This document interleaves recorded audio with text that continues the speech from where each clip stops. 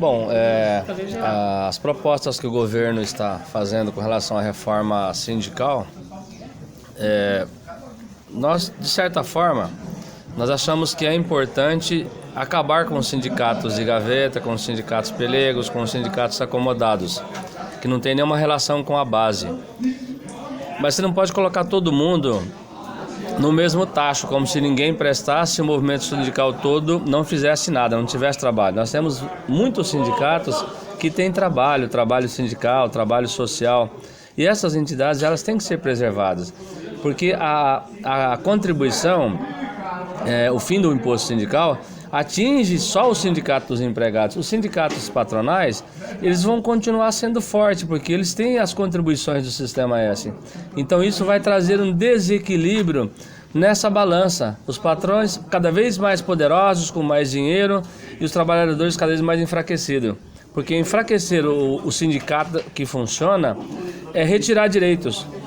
O empresário brasileiro, ele tem ainda uma mentalidade de feudalismo. Ele não tem uma mentalidade de diálogo, de construção, de pensar no bem-estar do empregado, que o empregado bem remunerado, o empregado contente, ele vai produzir mais. Ele não pensa assim. Ele pensa de uma forma que quanto menos ele puder pagar para o empregado, mais dinheiro vai sobrar no bolso dele, e cobra a produtividade.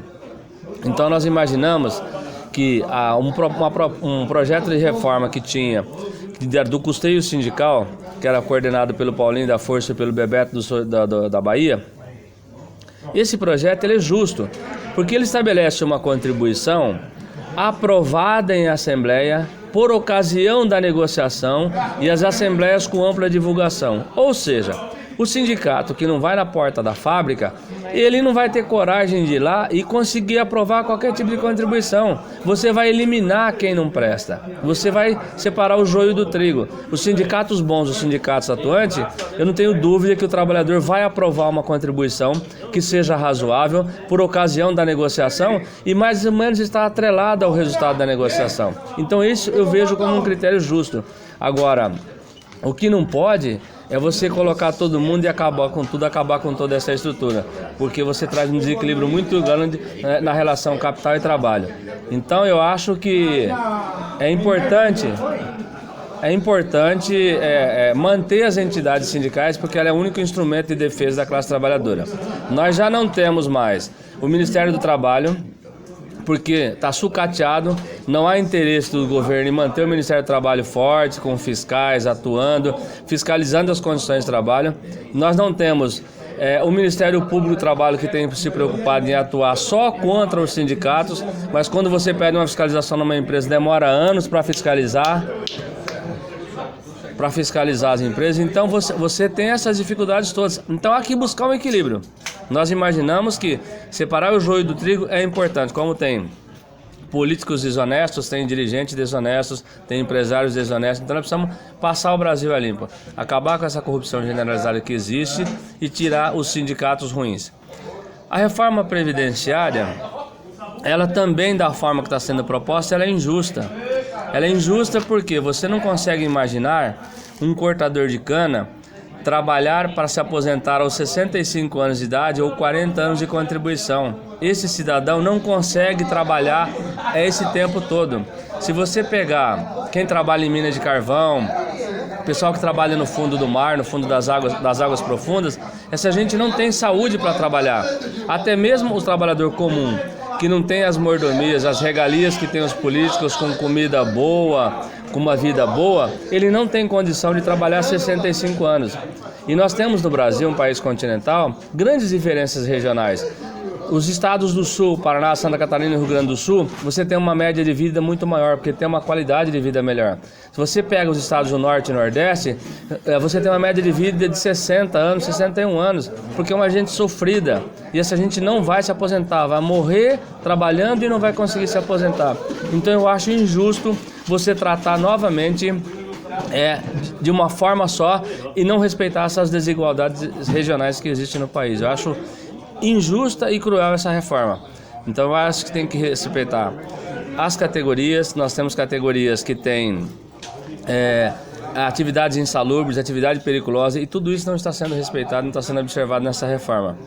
Não acho correto que um político, um deputado, um senador se aposente com 8 anos. Que tem alguns servidores públicos, são muito poucos, que têm aposentadorias milionárias, 70, 80 mil reais. E enquanto o povo que trabalha para valer, que é 70, 80%, tem aposentadorias que entre 1 e 1,5 salário mínimo. Então tratar essa gente com igualdade é injusto. É injusto. Você tem que punir aquelas pessoas que estão abusando. Tem gente que, como presidente da República, por exemplo, que se aposentou aos 50 anos, recebe mais de 50 mil reais de aposentadoria. Coloca ele para receber o teto de 5.500 e poucos reais para ver se ele sobrevive. Por que ele se aposentou com 50 e agora ele aprova, defende uma aposentadoria aos 65 ou 70 anos de idade? Então essa é a injustiça que nós queremos corrigir.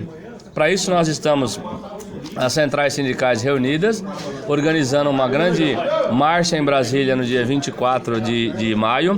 Nós queremos encher Brasília e nós queremos impedir que o país passe por esse...